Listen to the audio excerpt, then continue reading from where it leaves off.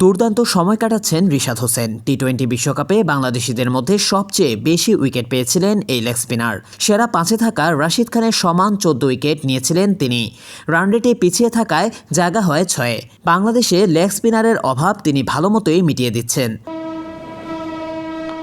বিশ্ব আসরে 7 ম্যাচে 14 উইকেট নিয়ে প্রমাণ করেছেন নিজেকে।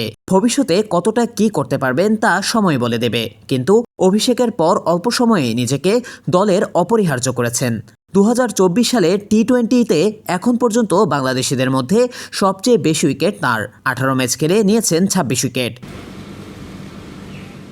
এমনকি বিশ্বব্যাপী তার উপরে আছেন কেবলমাত্র একজন, তিনি পাকিস্তানের শাহিন শাহ আফ্রিদি। সমান 18 ম্যাচে আফ্রিদির উইকেট সংখ্যা 32টি। তালিকা সেরা 5-এ থাকা পরের দুই বোলার আফগানিস্তানের ফজল হক ফারুকী ও নাভিনুল হক দুজনেই 16 ম্যাচে নিয়েছেন 24 উইকেট। পঞ্চম স্থানে আছেন হংকংয়ের এহসান খান। 16 ম্যাচে 23 উইকেট এহসানের। রিশাদের ইকোনমি আফ্রিদির চেয়ে ভালো। ওভার প্রতি আফ্রিদি রান দিয়েছেন 7.71, রিশাদ 7.50। প্রতি 18.19 রানের বিনিময়ে নিয়েছেন একটি করে উইকেট। বিশ্বকাপে রিশাদের ইকোনমি ছিল 7.76।